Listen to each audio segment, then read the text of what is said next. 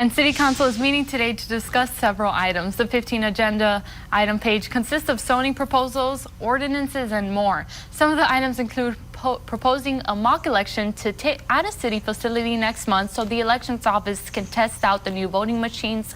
Also, Mayor Pete Science is proposing that the internal auditor make an investigation regarding the construction, ownership, and public use of the Martinez basketball courts in District 7.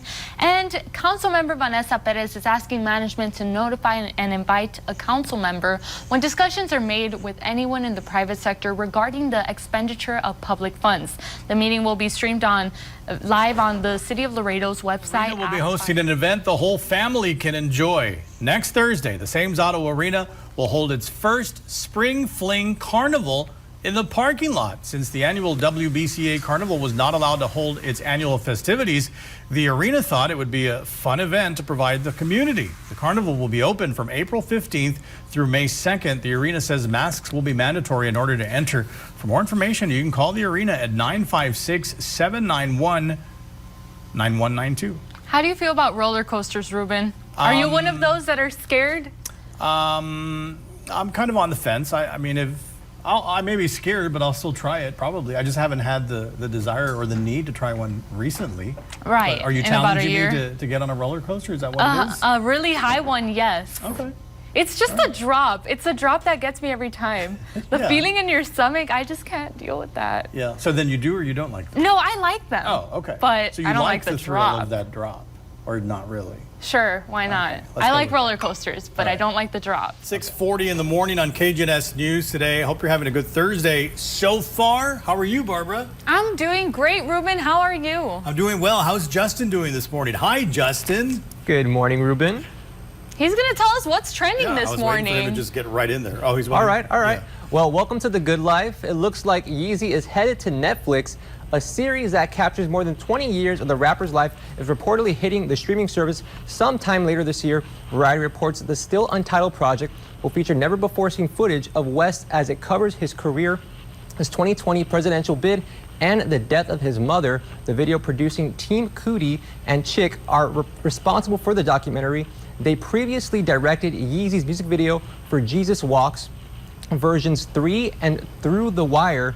Billboard reported Netflix paid $30 million for the series, while Variety cites sources who say that price tag is not correct. One thing that is not known at this time is how much West's marriage and pending divorce to Kim Kardashian will be featured, and if that will be featured in this series as well, or if she will even come out. I gotta say, I'm really excited. I love watching these Netflix documentaries. I saw the Biggie Smalls one. I also saw the Tekashi 6ix9ine one that was on Hulu, and the Billie Eilish one on Apple TV, all which were very fantastic in their own unique way.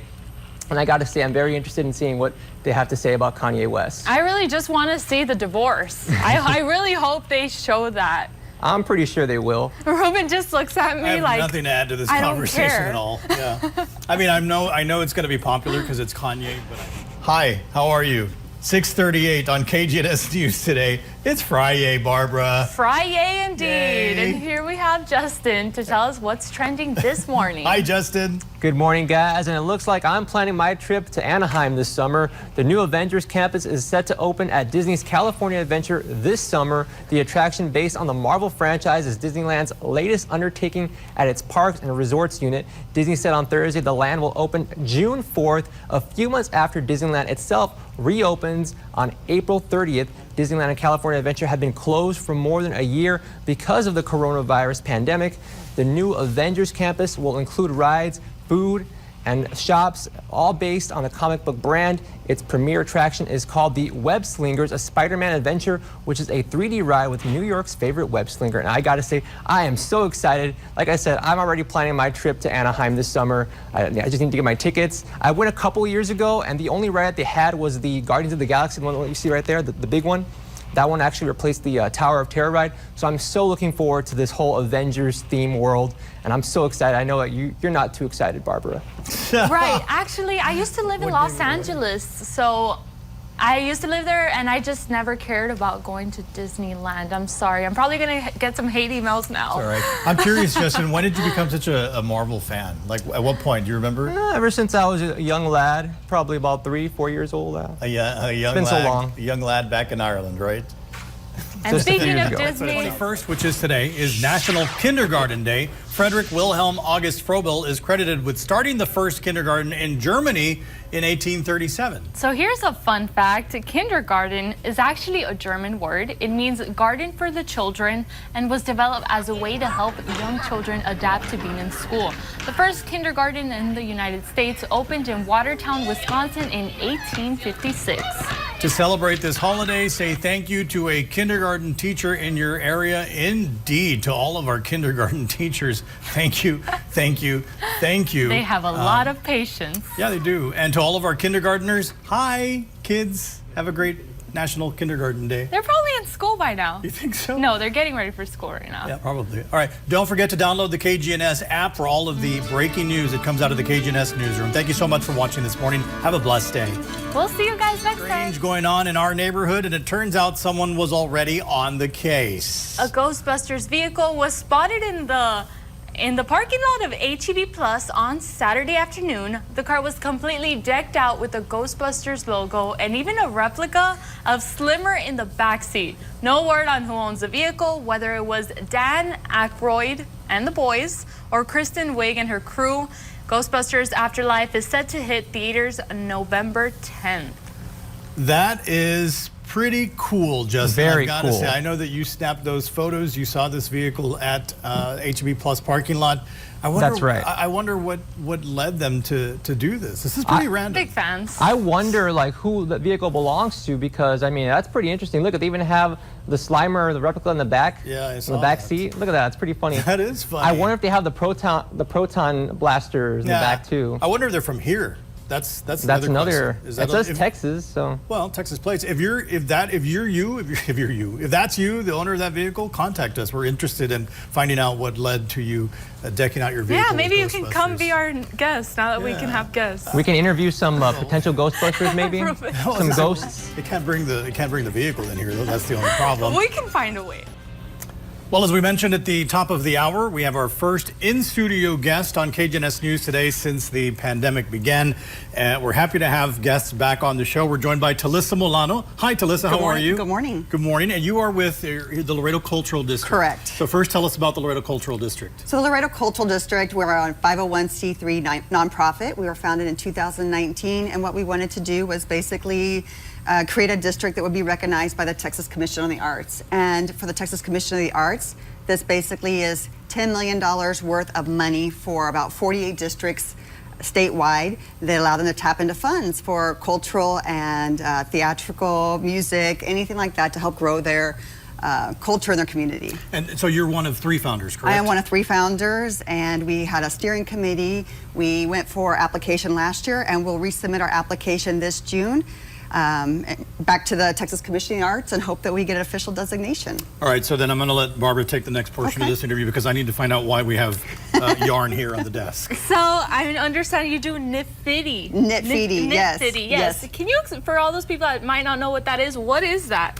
Well, people might know it more as yarn bombing, but we wanted a little bit different twist on it, so we came up with knit-fitty, and that is crochet or knitting combined with graffiti. So it's going to be anything goes as far as yarn, and you know, it's high tech or low tech as much as you want it to be.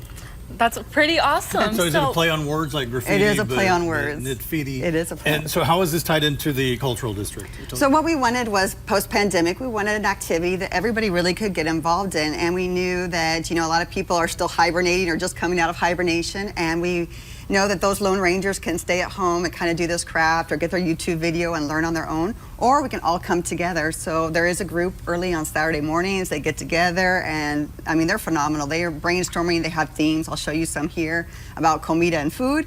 And then we're all going to come together kind of after a few months and bring all the pieces together and just make this, I don't know, garden of yarn outside the Laredo Center for the Arts. That's our partner. That sounds awesome. So really, how can people get involved? How can they contact you? Well, first of all, the Laredo Center for the Arts and the Laredo Cultural District, we both have Facebook pages, we have Instagram pages, we have websites. So look for information there. Like I said, if you want to do it at home alone, great. And if you want to join the group, come join. All right, so I know that you brought some samples already. What are you going to show us here? Well, I'll start with the simple because most people are like, I don't know how to crochet. My grandma, my tia did not teach me when I was young. I did this in the car this morning on my way. So this is a chain. Very colorful. And then Barb, I think you're gonna come up here and show what she's been doing behind the scenes. But that's a step. And then I think the next kind of step up from that is a granny square. I did not know what this was, so I got online. That's the start of a quilt. Of a quilt. Yes. Oh. So you can find lots of YouTube videos that show you how to do this. This was probably about 45 minutes worth of work, I'm sure. I actually don't know how to make that. Well, now you can go teach I should yourself. learn, yes. Show us some of the food before we run out of time, and we're going to see Barbara also maybe do a couple of things here. So this is from Deanne. She's an art teacher at Nixon High School. This is chips and salsa. And then they all thought that I had brought breakfast tacos this morning. I was like, really That's awesome. I love that. Really I love cool. that. Because it's chicken fajita and taco over here. So. Nice, very, very nice. And Barbara, you want to show off your Right, skills so and see behind the if- scenes, I've been working This is incredible. on this. This is the start of a beanie or a hat. As you can see, it's round. Yeah, so I've been working on this in just a few minutes love it. this morning. I came up with Wow. this. You're recruited and it's going up. It's going up on a tree or a post or wherever. On the... Yes, I'm officially joining the club. Talissa Molano, thank you very much. And 3 runners will be representing the Gateway City in Boston at the 125th Boston Marathon. Victor Treviño of Laredo and Luis Posada and Eduardo Ibarra of Nuevo Laredo submitted qualifying times to compete this fall. With the number of vaccinated individuals across the country steadily increasing, the Boston Athletic Association announced for the first time they will hold 2 versions of the marathon, the traditional in-person race and a virtual race that runners will race their 26.2 miles anytime and anywhere during the October 8th through 10th window. Meanwhile, the in-person race will be held in Boston on October 11th and is only open to 20,000 qualifying runners. So congratulations again to these 3 runners that are making Laredo proud. Wow, only 20,000 qualifying runners made it, and it had to be 3 from Laredo. That's Congratulations awesome. and good luck to them. By the way, Victor Treviño, that is actually the health authority's son, Dr. Victor Treviño. Really? That's Victor Treviño Jr. I was kind of wondering about that. I said, wow. Yeah, we've covered stories with him before. He's a runner and he is involved with the Boston Marathon, as you can see. That's awesome. Good luck to all of them. Congratulations. Congratulations. Yes. Yeah. Good luck. How about we? 6:16 this morning. Thanks for staying with us. Several parts of Texas were hit with baseball-sized hail as strong storms rolled into the Lone Star State overnight. Video from Fort Worth and Hondo, Texas shows the actual size of the ice as well as the damages it created for some residents. The hail caused damage to windshields, vehicles, and even homes. Parts of San Antonio also saw hail as the storm made its way downward but didn't reach our area, thankfully. The National Weather Service has issued a tornado watch for surrounding counties, including Dimmitt County. I'm just glad it didn't reach our area because San Antonio isn't so far from us, but can we expect any rain later on today, Yolanda? Well, Barbara, there's a slight chance of scattered showers for us tonight. With Mother's Day a week away, a donut chain wants to promote all of the sweet treats they have to offer for mothers and grandmothers. What mom doesn't like coffee and treats? Well, this is Triana Perez with Duncan. Good morning, Triana. Thank you for being here. First off, what do we have here? I smell coffee and I'm just getting so excited. What is this that we have here? Today I brought you guys 2 dozen donuts so you guys can treat yourself. We are offering our new refreshers. You know, summer's right around the corner, so this is a perfect way to cool yourself down when you need some vitamin B that it also includes in your drink. So we have the hot summer days coming up, and this would just be the perfect refresher, just like you said. What flavors are these right here that we have? Right now we do have our purple pomegranate, which consists of blueberry pomegranate with coconut milk. We do have our golden peach, which is the peach passion fruit, and our pink strawberry, which is the pink dragon fruit. Nice. And how does this connect to Mother's Day? You know, what can we get mom? You can get your mom anything. Wake her up in the good side of the bed. Go pick up some donuts, bring them to bed, pick up some coffee for her, and take it right to her.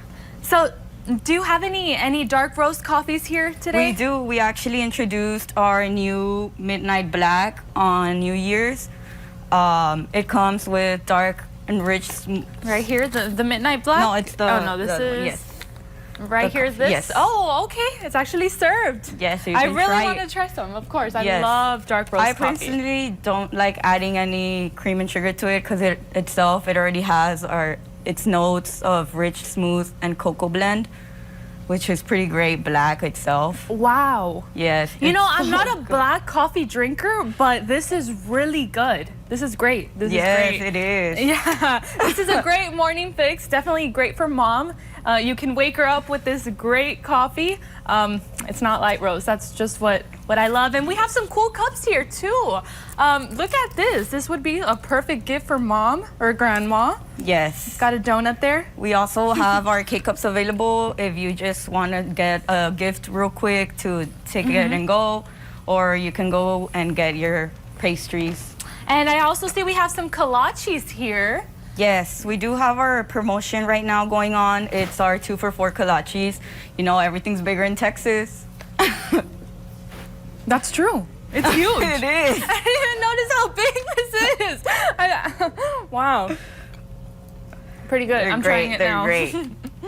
They really are great. Well, that's all we have, and this is a great gift idea for your mom. Mother's Day.